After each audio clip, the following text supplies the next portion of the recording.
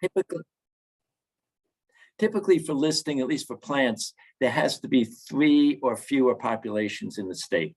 And then for endangered, there has to be 10 or fewer. But you also have to meet a sub-criteria. So it's not just a case of rarity. So for instance, we once considered listing the alpine sandwort, Minuardia greenlandica, and it only occurs in 2 places in the state, on Camel's Hump and on Mount Mansfield, but it's ubiquitous there, and it does well adjacent to trails. So it doesn't meet the second criteria of being threatened, even though it's rare. So it's got to meet both those criteria to get on the list. Thank you, Bob. That's a lot of trials and tribulations to just get this list going. And I like that, you know, you give us and you ground us on how complex this is. And also part of why we have this conversation with so many organizations that are also chiming in and working on the protection of these species. But now I want to talk about something that you might be more passionate than just how do species get listed or delisted, but it's plants. I know that oftentimes people immediately think of the megafauna, the charismatic type of discussion around endangered and threatened species. But on the new listing, there are 2 plants, a success story and one that kind of lays the work ahead. And I want to ask you from your perspective of why plants? Like, why are they important? Why should we care that they might go missing? And why should we, pat ourselves on the back at the fact that they might change on their listing? Well, I'm going to start off by going off on a slight tangent, and this is just go off and tell people something that very few people are aware of, that there is essentially no federal protection for plants. So if you're on the federal endangered species list and you're a plant, there's no federal protection unless you are growing on federal land or there's a project that entails federal funding. So there could be a plant that occurs in 1 or 2 places in the whole United States. And if it's on private land and there's no federal funding involved, they can be destroyed, which is very different from animals, which, animals are protected even if they're on private land. So there's definitely a double standard there. I'm clearly biased, I'll admit that. So yeah, I guess the simplest thing to say is a quote, and I don't know who to attribute this to, but without plants, there would be no life on Earth. And that's as basic as it gets. The rare plants, I'll be honest with you and say most of Vermont's rare species are edge of range. We're not exactly a hotbed of endemism. We have maybe, I think 3 or 4 endemic species, and then we have a few species that are widely disjunct, coastal relics from when Lake Champlain was salt water. But most of them are on the periphery of their range, and it's important to protect them because, well, a couple of reasons. It's a given that, well, it's widely accepted that evolution is happening most at the fringes of the range, where at the periphery. That's where plants are more genetically diverse and more distinctive. So if there's going to be any kind of range expansion, that's what's going to happen, is from the periphery. And of course, now with climate change, range expansion is very, very important. The other thing is, if there's a plant that occurs in Vermont in 1 or 2 places, and say it's common in the Midwest or something, it's part of Vermont's heritage, and we should protect it and honor it and relish it being here. It'd be like saying, well, who cares about Mount Mansfield because Mount Washington's higher. So if you want to go to a high mountain, just go over to Mount Washington. That's crazy. It's part of Vermont's heritage, and it's something we should be proud of and protect. Yeah, thank you. I really love that part of, the heritage and how plants play a role. And, in some places is what makes places like Mansfield, Camel's Hump, or all these other natural areas so special are the plants. I am going to make a quick announcement, and it's that I forgot to mention at the beginning, all these listings are on Vermont Fish and Wildlife page. So, we'll be showing and talking about some of these, but there's a lot more that we might not get to because of time. So feel free to, hop on their website and read about the species that we'll be covering today. And what you're seeing on the screen is the Hooten sedge, which is one of the ones we just listed. It was listed as endangered. It occurs in only one place in Vermont. Historically, it was known for more, but it's disappeared. And you know, it's not anything bright or showy that you put in your garden. And people might say, well, gee, what's the point? And I think there's a very important point here. But yeah, and sedge are pretty cool. I actually, as a average, almost like no namer knower of plants, sedge are pretty cool plants. I'm glad that we're at least doing something to protect them. So along those lines, right, of listing and delisting, one of the things that has covered a lot of the media attention, because it is this successful story, is the work around bald eagle. And I'm going to ask Margaret to talk a little bit about this, right, of some of the work that has happened to get us to this place, but also what does delisting mean? Great. Yeah, so delisting is really a story of success. It means that we've consider the bald eagle in Vermont to be a recovered species. In the early 2000s, we drafted a recovery plan that outlined our goals for recovery for bald eagles in the state, which included various metrics like numbers of pairs, average success rate over numbers of years, and things like that. And once those goals have been met, then the scientific advisory group, just according to the process that Bob outlined, the group on birds, recommended that bald eagles be delisted. They're still protected by federal law, so they're not, when they're off the list here, it doesn't mean that they're kind of on their own. They've got the Migratory Bird Treaty Act and the Bald and Golden Eagle Protection Act, protecting the individual birds as well as their nest sites and their habitat. So right now that they're delisted in Vermont, the state Fish and Wildlife Department and Audubon and I are working to come up with a post-delisting plan. So determining kind of the level of monitoring and management we're going to do for eagles now that they're off the endangered list. Yeah, and like, can you talk a little bit more specific of the work on the ground, right? Like, how does your role look, or what does that look like when you're working on this? Like, is it you going out in the field? Are you engaging other people? Do you just like look for birds and that's it, call it a day? Well, it's a variety of things. The recovery effort for bald eagles started nationally in the 70s, and it was really intensive restoration effort where birds were reintroduced into natural habitats. And Vermont just happened to be one of the last states to get a nesting pair of bald eagles. We didn't have a nesting pair until 2003 or 2002, I think. And then once we started to get our own pairs, we kind of did a combination of monitoring using Fish and Wildlife staff and Audubon staff, but also engaging citizen scientists, using people in the community to go out and do the monitoring of the nests, not only keeping tabs of which nests were occupied and how many young they produce, but also keeping tabs on disturbance levels and monitoring some of the threats that some of the birds are dealing with. So mainly in Vermont, we're seeing human disturbance being a big threat to nesting bald eagles. It's also involved using community scientists to monitor eagles in the winter. We do a bald eagle, midwinter bald eagle survey, which is actually part of a national survey where we go to designated routes during a set period of time in early January and count the number of bald eagles that people see.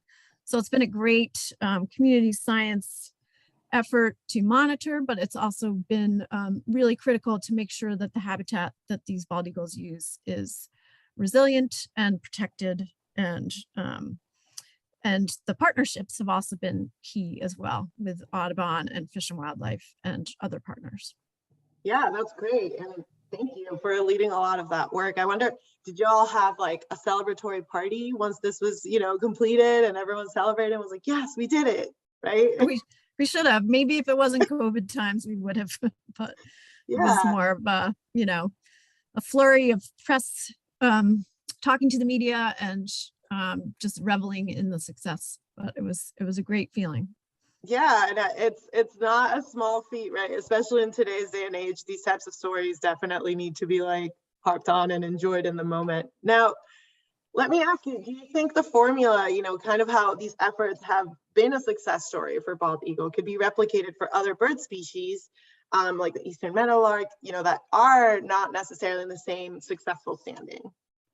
Yeah, so this formula, it's kind of like the early endangered species, at least on the bird side of things, recovery. When you think about peregrine falcons, which were one of the earliest species to be listed, eagles. We also had osprey and loons listed in Vermont. They weren't ever federally listed, but sort of species by species approach worked really well in the early days of endangered species recovery. And it also worked well because these are all species that are at the top of the food chain, and they're kind of iconic representations of both endangered species, but also they're indicators of ecosystem health. And so thinking about them on a species by species basis has been hugely successful for that type of species. But I think now, generally, people are thinking more about species as groups. So in terms of the eastern meadowlark, that's part of a group of grassland birds, and many of those are either declining or endangered in Vermont. We have a couple of other grassland birds that are on our state endangered list, grasshopper sparrow and upland sandpiper. And so now maybe we want to be thinking more about how do we take care of the habitat that will also take care of all of those species. While each of those species has its own little unique needs, maybe the size of the grassland is important for one species, but not as important for another, or the type of grasses. But I think we can start thinking about them as what we call a guild, like a group. So there are other guilds or groups that we could be thinking about too, like aerial insectivore birds, like the eastern whippoorwill that just got listed a couple of years ago, common nighthawk. There are a lot of declining aerial insectivores that we want to keep an eye on. So thinking about how we can, what we can do to help those birds as a group as well. So I think the future really talks more about habitat. Monitoring will always be needed, and we've got a lot of tools for that. People report sightings of a lot of these species on eBird and iNaturalist. And the recent listing of common tern critical habitat is kind of a good example of how maybe we want to start thinking about not just the species, but the habitat as well, and making sure that habitat is the most resilient it can be, especially in the face of climate change. Awesome. Thank you, Margaret. Mm-hmm. So I'm going to pivot now, right, from the success story and a lot of the work around the bald eagle to bees and bees everything, right? So I'm going to turn it to Spencer to talk about the American bumblebee, but just bees in general. If you can just kind of set the ground, I think a lot of us know and love why bees are so important. But if you could remind us as to why we care about them. Yeah. Bees and bumblebees in particular are great pollinators of a lot of the food we eat. Tomatoes, blueberries, apples. And most wild plants benefit from some form of insect pollination, with bees being the major pollinator in a lot of ecosystems, although other insects often get overlooked and have important roles to play. But because they're invertebrates and they're smaller and they don't have the same public attention as something like a bald eagle. So we don't have 100 years of Christmas bird count data or 50 years of good breeding bird survey data to know how the populations are faring, like we do for some birds.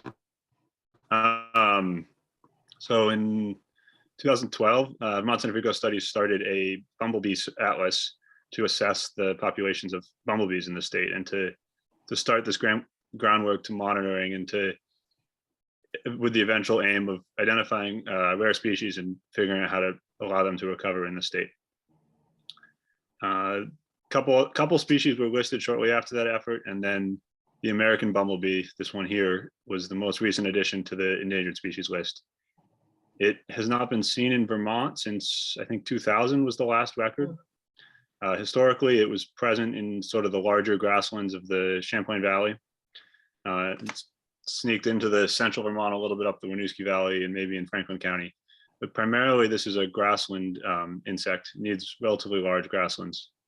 And the causes for decline are not totally understood, but you can imagine that the reforestation of Vermont in the 20th century didn't help the species. And there's lots of other threats that you may or may not have heard about, from pesticides, habitat loss, introduced parasites and pathogens that are spreading from commercial bees is a big one.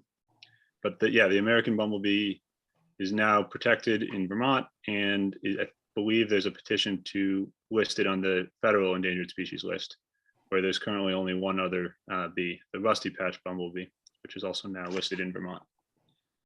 Yeah, and so I would assume that monitoring bees is a little bit more challenging than like birds, right? They're easier to identify. I mean, maybe I'm making like a blatant assumption of when you see a bald eagle, you know it's a bald eagle compared to a bee. I'm always like, I don't know, friend or foe. But so how, you know, like, do you go out and monitor with other people, teach them how to identify them? Are there like some sort of resources that, you know, once we come across a bee, I should be aware of, like, oh, maybe I should tell someone in case this is a really important bee? Totally, yeah.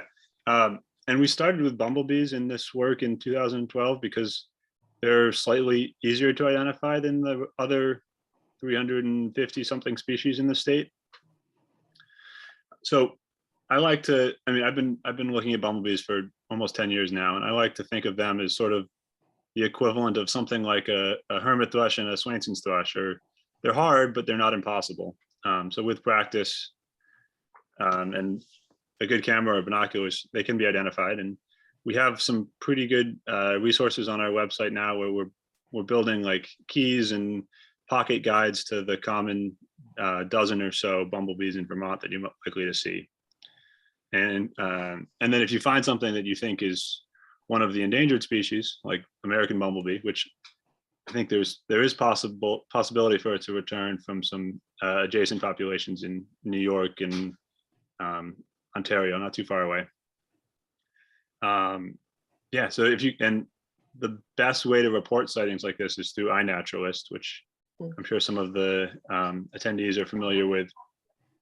But photos can be identified by experts or non-experts alike through iNaturalist, and then that data is immediately available for us to access and to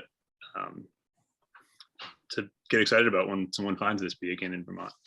That's cool. That's awesome. And yeah, just a reminder for our audience, if you've never heard of iNaturalist, we'll be sharing like a list of tools and resources just in case you get so motivated by protecting these species that you want to go out there and take pictures yourself. I am going to ask kind of a curveball or new question of both the relationship of the bees and the plants, and maybe Bob and Spencer can tag team this, right? But is there an inherent relationship between, you know, protecting a lot of the plants that we have on this list, as well as the bees, and how do they feed one onto each other? Yeah, I'll be curious to get Bob's perspective on this too. From the bee world, it depends on the species. There are some bees that we call specialists, meaning they only visit one or two species of flowers, and they are 100% dependent on those flowers for their food, basically. This bumblebee is not a specialist because they're active for the whole season and they use a lot of different food resources. It is unique in that it has a very long tongue, which allows it, unlike other bumblebees, it accesses deeper into flowers. So it has a preference for things with a really long tube that the other bumblebees can't get to, like this picture here on, I'm actually not sure what that plant is, but on clovers and things with a longer, that require a longer tongue is where this bumblebee thrives. And I'm sure it has implications for pollination of some of these plants as well. Bob? Yeah, so I think when people talk about loss of pollinators, the focus is understandably on food crops. It's like, oh my gosh, we're not going to have any apples or blueberries, as Spencer mentioned. But a lot of our wildflowers depend on insects to pollinate as well. I mean, granted, most trees are wind pollinated and grasses are wind pollinated, but a lot of the flowers are insect pollinated. And as they decline, I mean, the plants will still flower, but they're not going to produce viable seed because they won't have, pollination will be less efficient or not occur. I mean, that being said, it's a little more complicated because some plants are self-pollinating, but if a plant outcrosses, that increases genetic diversity. So if the plant is, even if it can produce seeds, if they're constantly inbred, you see what that happens. Eventually down the road, it creates a bottleneck and the plants are become genetically identical, and that's not good in a change, especially in a changing environment. So it doesn't bode well if we start losing pollinators. I'll suffice it to say that. Yeah, thank you. Yeah, I have all these sorts of questions and connections, and maybe we'll get to that in the Q&A as well, because I'm sure birds also depend on both functioning as pollinators and also these species to survive as habitats, but also as food sources. I'm gonna then transition a little bit more, not just specific to a species, but more just land conservation. And we have Murray here, my colleague from Nature Conservancy.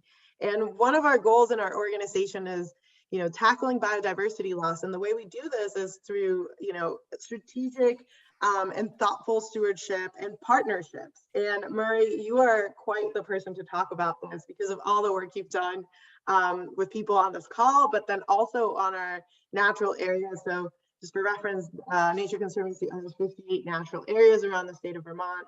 And a lot of our work is kind of, pivoting and navigating these partnerships and these specialists that work on species to manage our lands for biodiversity. So I'm hoping, Murray, if you can talk a little bit about your work as our stewardship land manager and what does that look like?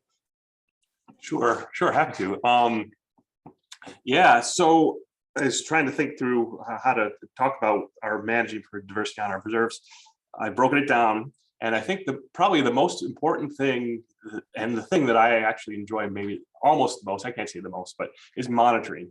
And I've been out with Bob and Margaret and Spencer. I've coordinated, and I haven't been out yet for a bee survey on our lands, but that is the critical thing to do on our lands. Our lands were, the network of our preserves were strategically protected to, conserve the diversity of life in Vermont, in Vermont's natural heritage. So, but we want to make sure that the land protection we've done, that those species are still doing well. So monitoring is key. So examples of that I'm engaged in is bats with, Department of Fish and Wildlife, with Margaret, winged warblers on one of our preserves, the shrubland birds suite of species, timber rattlesnakes with Luke Rolfe on our lands, who is the biologist for Fish and Wildlife. And then we also encourage and allow others to come and monitor. VCE comes out and does bees and vernal pools and whippoorwills. The Native Plant Trust, periodically hits up all the rare plants on our preserves. They come up from Massachusetts with volunteers. And then I'd like the Spencer mentioned iNaturalists. I think we also want to encourage the public to come out and use iNaturalists on our preserves, and maybe they'll find things that we didn't know was there. I mean, there's lots of things we happen to protect areas where we find rare species, and often you'll find other rare species in those systems. So I think we also should be encouraging citizen science and get folks on iNaturalist. So the monitoring is the first, I think, is key to know how these species are doing. But then in terms of managing, I think about threats and threats to what we have there. And I'll list a few of them, and there's just too many to probably include in this presentation. But so the first one that comes to mind is invasive species, because that's where traditionally Nature Conservancy land stewards engaged a lot of hours. So when we're thinking about rare plants specifically, we're worried about invasive plants. Not typically non-native species coming in and being kind of ecological bullies and kind of impacting negatively the native species, especially the rare species. So we really want to concentrate on those rare species and make sure that the invasive species are not encroaching. And we're engaged in that all the time. So one of the other potential threats is people. So, you know, our preserves were protected to, you know, for biodiversity purposes, but all of our lands are open to the public. So we have to make sure that, you know, when the public is coming to our lands, there's, you know, that what we call compatible human use. We have a procedure we go through, but we have to make sure that all human activities on our lands aren't impacting the biodiversity that we purchased the land to protect. And so that's a whole nother suite of activities I engage in. So, you know, one, you know, kind of an easy one to think about is siting trails. So if we're going to put in a trail, we have to make sure we site those trails that people aren't trampling some of the rare plants that we are trying to protect on the preserve. You know, another example that I thought of was, so, you know, we've protected critical habitat for the timber rattlesnake. And so there's a number of threats from people on timber rattlesnakes. Historically, they used to be, you know, the state used to pay people to kill them. Luckily, we're not there anymore, but there is still some leftover fear and about snakes. So we both on this, you know, on site, we have to try to protect that critical habitat on our preserves, and that's maybe putting up signs. But in addition, you know, we've kind of broadened offsite, and historically we've done public presentations where we've tried to educate the local community about the, you know, rattlesnakes and how important they are for our natural heritage, and that they're not really, shouldn't be considered a threat. You know, and we partner with the state Fish and Wildlife Department for I have this magnet here, is a relocation program. So this is mailed out to all of the, you know, all of the landowners within the kind of the predicted range of rattlesnakes. So if they find one, they can call one of these folks. A few of them are just community volunteers. They'll come and remove that snake from their front yard, so they don't have, you know, they hopefully, you know, don't need to dispatch it themselves. So this is some examples of people, you know, but then one of the other big parts of my work is thinking about habitat, and Margaret touched on this, is habitat degradation. And I, you know, as I think about that, that's past degradation, but it's also ongoing degradation. And then invasive species work into that idea of you know, potentially degrading the habitat. But, you know, a couple of examples of that where we're engaged is one of our sites in West Haven, the Hubbard River Clay Plain Preserve. We're engaged in trying to regrow clay plain forests. So we're engaged in planting. In addition, on that site, we're also interested in trying to restore the hydrology, which would have a series of other impacts to, you know, the diversity that we're trying to protect. And we're doing beaver dam analogs. We're trying new things. And another example of that goes back to our Buckner Preserve in West Haven, where we found this large population of shrubland birds, winged warblers. They're there. It's the largest, I think, and I may be wrong, and Margaret correct me, but one of the largest winged warbler or blue-winged warbler populations in New England. We didn't know it was there, but it's actually in former agricultural land in this, where the shrublands are coming up. And so what we want to ensure is that habitat remains healthy for the birds. So we're going in and pulling out invasive shrubs, trying to encourage natives. And then in addition, we have, you know, 50 plus acres of hayland that the farmer stopped haying. And now we're thinking about, can we expand or transition, you know, and allow those shrublands maybe to mature, but to transition to create more shrubland bird habitat. So that's a couple examples of habitat. And then, and I hope I don't take up so much time, but another, you know, the other thing that I can't control on site, there's a whole suite of off-site threats to our diversity. The biggest one right now that I think we all recognize is climate change. And we are rethinking, kind of prioritizing our work and strategizing our work on our preserves based on how we're trying to predict the impact of climate change to our diversity. It's incredibly complex and challenging work. We've just started to engage on that. But you know, there's a whole suite of other large-scale threats. You know, pests and pathogens, Dutch elm disease, the emerald ash borer, chestnut blight. I mean, there's a whole suite of things that kind of impact on a much larger scale. And I know TNC on a national and global scale is addressing these questions, but they're just kind of out of the purview of me on the preserves. Thank you, Murray. I like the idea and the theme of, you know, that you're like building the stage for these species that need a home, right? Like every species needs a home, and we're essentially trying to make sure within our power that we protect these places so they can feel safe and you know, kind of like thrive. And I want to ask a question of you, but then also to everyone else of, I think oftentimes in the narrative of when we see these lists and we start thinking about the environment and climate and how scary it can be, it feels very hopeless that I, me in my corner of Winooski, Vermont, can do something. But what you're actually doing on lands at TNC, which is larger scale, seems to be, you know, doing little by little to make sure that if a bumblebee shows up, it's a welcoming environment. And I'm wondering, what would you all say from your perspective, right, is something that an individual can do in their own home, in their own backyard, to do a little bit more of that, right? To like tackle biodiversity loss. And maybe it's not even the backyard, but it could be something like, you know, go out and slow down and look for species and make sure, you know, you're paying attention in case you see something. So I'm going to actually switch it over to Bob and ask Bob that question. You know, like, should I start a garden and start trying to plant something very specific? Should I like not step on plants when I go on a hike? all of the above, right? Well, if I can start with the bigger picture and kind of narrow down, I mean, what the state is doing, what Fish and Wildlife is doing, is we're focusing increasingly on habitat. I mean, if you don't protect the you know, the stage, essentially, you know, there's no place for the participants to move around.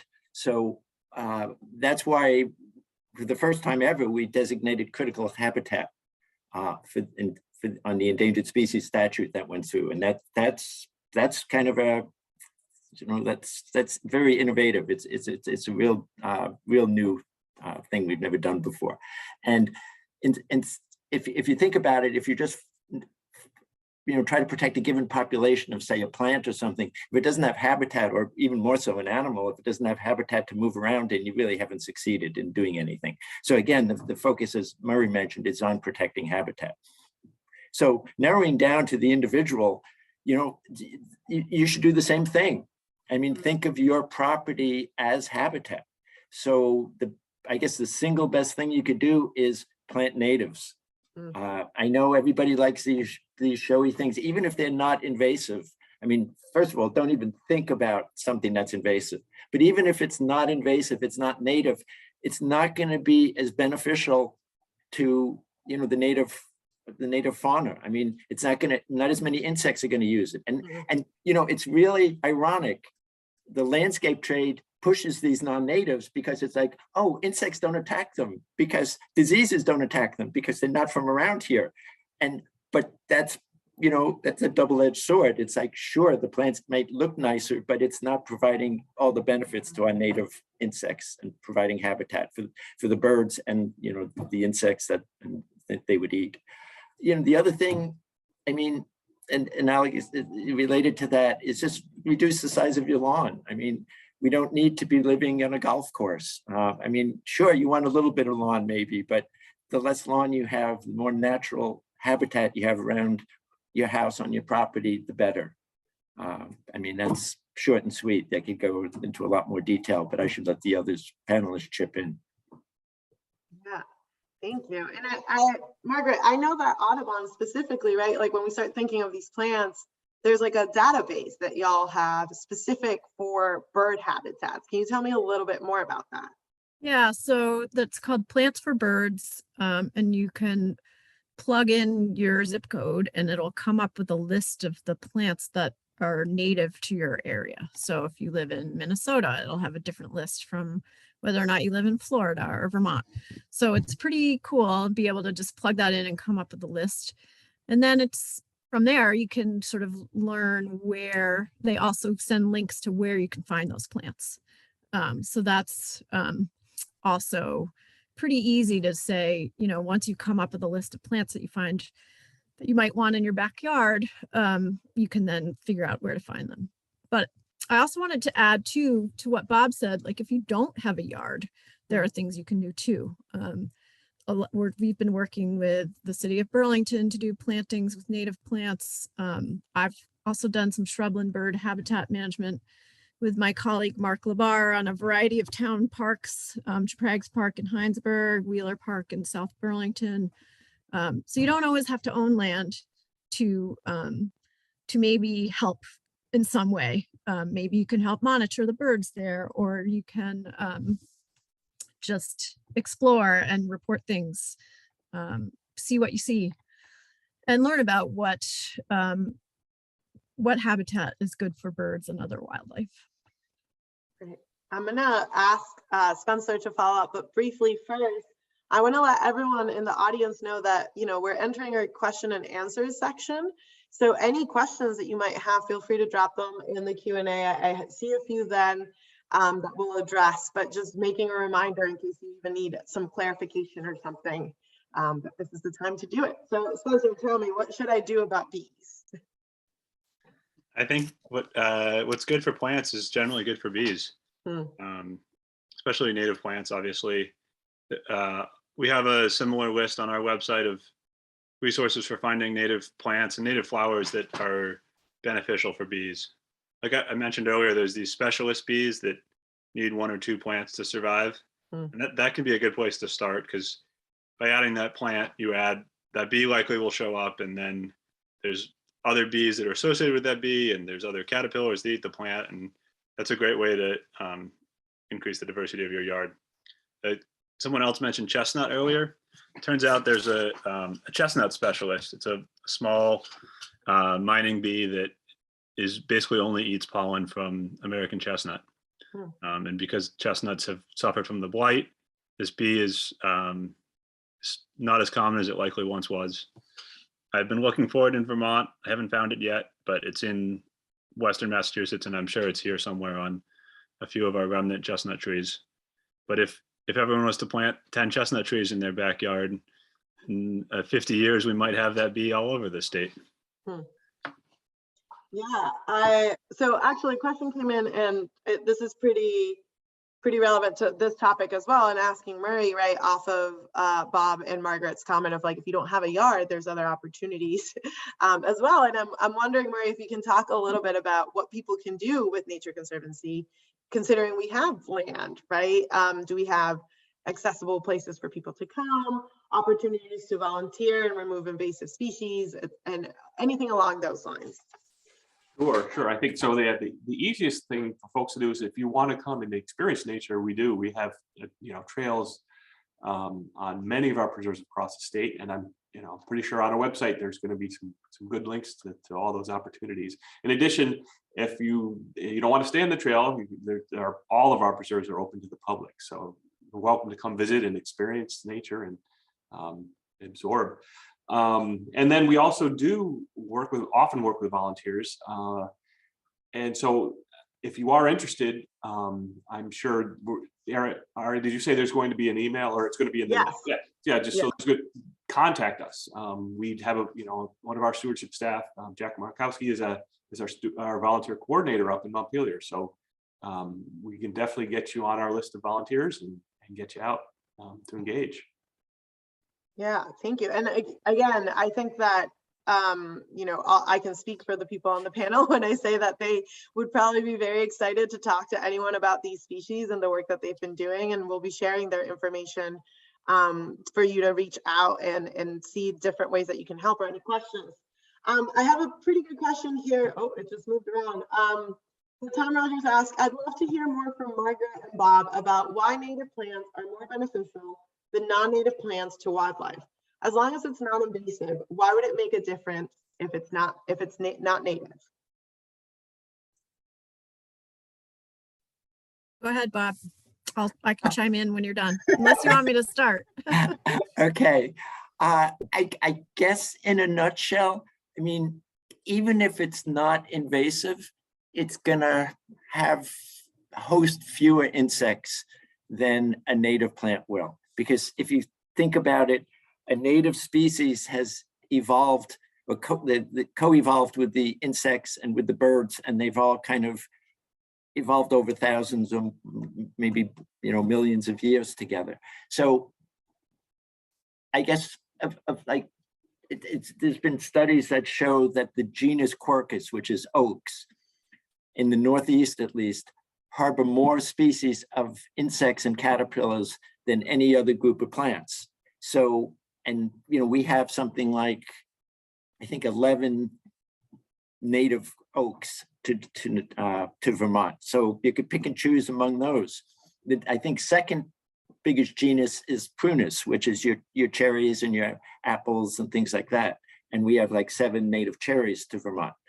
And then not far behind, well, that is like service berries and a bunch of other things. When you get down into the non-native taxa, there's a lot fewer insects that actually utilize them. And, by default, fewer birds then, because the birds are eating the insects. And also, they may produce berries that aren't palatable, some of the non-native things. So it's just the case, given a few 100,000 years, sure, the non-natives might work okay, but I don't know, we want to wait that long. Yeah, I'll just chime in. For birds, nutrition is key, especially for migratory birds, songbirds.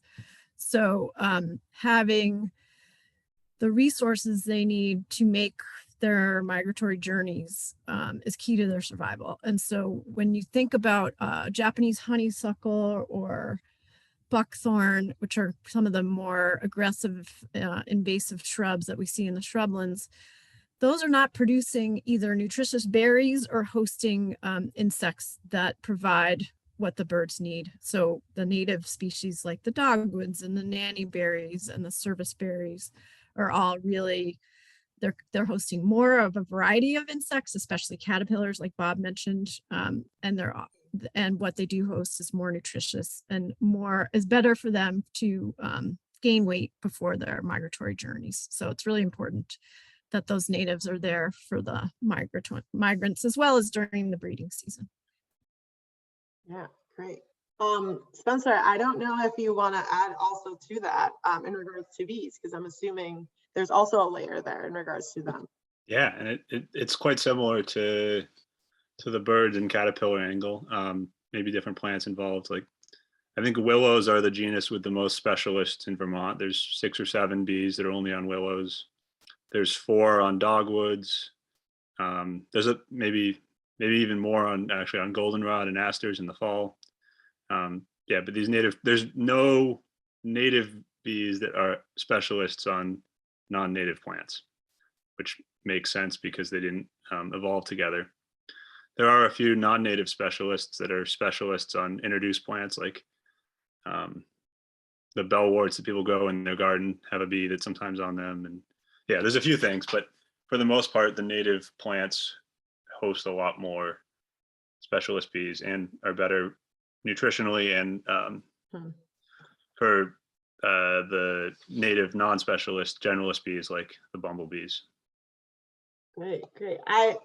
I'm going to ask you a question to both Spencer and Murray in regards, you talked a little bit about the work that you've done with rattlesnakes. I know that one of the critical habitats that Vermont Fish and Wildlife is working with us is in the Nature Conservancy natural area in regards to protection of bats. But I'm wondering about, can you talk a little bit about why it's important to protect some of these species that might be scary to humans, right? Not even like the threat, but I would assume that bees have this connotation of like, I might get stung, I don't want that. I'm not sure, Margaret, if there are certain birds that people might find them scary that need protection. I often think of birds as being very beautiful. So I'm going to start with Murray first, especially because you deal with the scariest one, the rattlesnakes, right? And why is it important to protect species that may be scary but are potentially really important? Sure, yeah, and so there's a couple of things that come to mind for me. One is that they're part of our heritage, our natural heritage in Vermont, and I think there's a really compelling argument to make that we want to protect that heritage of evolution and biodiversity in the state. But these species also serve roles within the web of life, and they play a part in kind of maintaining a healthy ecosystem. So you remove any one of these species, you've degraded that ecosystem, and you've probably added some stress, and you may actually there'll be impacts that we don't see or don't measure or can't predict. So there's kind of a ecosystem health rationale to protecting even these scary species. And in addition, I mean, once I think people, maybe come to one of our talks or talk to to Luke, the biologist, they may come to learn they're not so scary, and they're really a tremendous story to share about the resilience of this species that was persecuted in Vermont. It's like one of the Vermont survivors. It's stuck around. It's survived being persecuted. There's kind of, I think, a nice story to be told about this wonderful species that shouldn't be scary to folks. I mean, necessarily. I mean, I guess I can understand that it is, but they really don't want to be bothered. And I think folks could come to like them better. So, and I don't know, and bats, kind of a similar story. We need them to the basic idea of controlling insect populations. I mean, I don't know if they eat bees, Spencer, so hopefully they're not eating endangered bees, but they do control insects to a great extent. Yeah, no nocturnal bees here that I'm aware of. And I think the scariness of bees is a little bit misplaced because of cultural perceptions of not distinguishing between wasps and bees. Most of the stings that people get are either from honeybees, which are a non-native managed species, or from social wasps where they have a nest to defend, and they're much more aggressive. All of the bees, with the exception of honeybees and bumblebees, are not. They don't have a central hive to defend, so they're less aggressive in general. Probably 2/3 or 3/4 of the species are too small to puncture human skin, and none of the males of any of the species are capable of stinging. So only a small portion of bees can sting. Very few of them will, unless they're stepped on or grabbed. I mean, obviously there's serious concerns about allergies, and not to undersell that, but most of the stings are coming from yellow jackets, some of which are native, some of which are not. And I think, like rattlesnakes, they have a really important and underappreciated role in ecosystem stability and pest control in the garden. And I think just because they sting you doesn't mean that they're only bad. And sort of to tie this back to the conversation about invasive plants and shrubs and scary insects, actually scary arthropods, there's some compelling evidence that the increase in black-legged ticks, which are a big Lyme vector, is related to changes in ecosystem structure of plant, either changes in the plant community or changes in the small mammal community from development and increased non-native plants in the forest understory and fragmented habitats. So there's something to be said for keeping the habitats intact and diverse and native from that angle. Yeah. I also sometimes like to think of like, what would a bee think if they saw me? I feel like that would also be very terrifying. So, I'm going to pivot. I'm looking at time real quick, and I'm going to pivot on a very heavy loaded question. And I'm looking at Margaret first. It's like the elephant in the room. We can't talk about protecting these species. We can't talk about the environment without knowing our path forward regarding climate change. So I want you to talk a little bit about, what does this mean for these species? What does climate, like, how do we add that variable into the equation, and how do we best prepare for what these reports are telling us in regards to, how our environments are changing and these habitats for species, specifically birds? Well, it's complicated and daunting. National Audubon put out a couple of reports on sort of how vulnerable certain bird species are to different climate scenarios based on the number of degrees of warming. And it's pretty dire if we go up more than a degree. So a lot of species we're already seeing are shifting the ranges. A lot of them are shifting north, some are shifting kind of more inland. Coastal birds that nest on shorelines are threatened by rising sea levels. So it's hard sometimes to have hope, but I think it's not too late. And so as we've all been talking about, resilient habitat is key. So having habitats that are connected, especially for animals that need to walk on the ground, having habitats that have a certain amount of resilience so that they can adapt to the changing climate, and then taking action for people to take action on climate, whether that's getting involved in legislation, doing their own part for the climate. There's a whole range of things you can do. But yeah, so we're seeing the effects of climate change already. I don't know if, for people who are birders, there are lots of species that are moving into Vermont or have moved into Vermont that weren't historically here. I can think of red-bellied woodpecker and turkey vultures we're seeing spend much more time here in the winter than they used to. Timing of migration seems to be somewhat shifting, and also there could potentially be an imbalance of the hatching of some of the insects that a lot of these species depend on. So if they get here too early or they get here too late and those insects have already hatched because it's warm, they may lose some food sources. So we've got to be thinking really big picture about what we can do. Supporting legislation is probably the biggest one. Thank you. I think, anyone in the audience that is curious about how climate change is going to impact us humans, but also these species, Vermont Climate Assessment recently came out, which is a report from University of Vermont. And I would recommend y'all checking it out to hear about just what is in store and how we as organizations prepare. I'm looking at time, and I'm going to kind of like have my closing remark of it and want y'all to think about, what's one last message you want to share with our audience. And I'll turn it over to you in a second. But first, I really appreciate so much of everything that everyone has shared.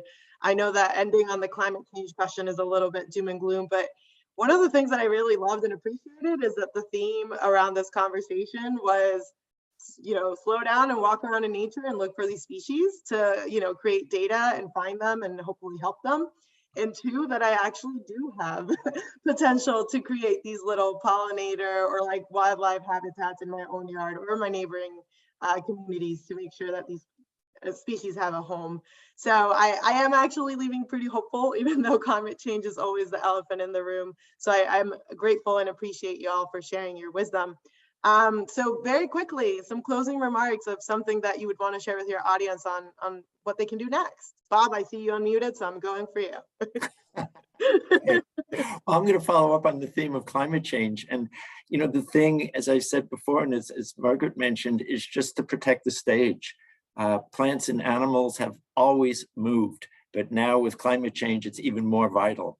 And that's just not a big picture thing. I mean, the state put out the Vermont Conservation Design, and it shows important, critical corridors to protect on the town level. So you can work with your town. You could even, I guess, work with your neighbors. I mean, if, just to arrange, to manage your property, to create a corridor that connects with neighboring properties. So that's something that can be done on the state, the town, or the individual level, I think.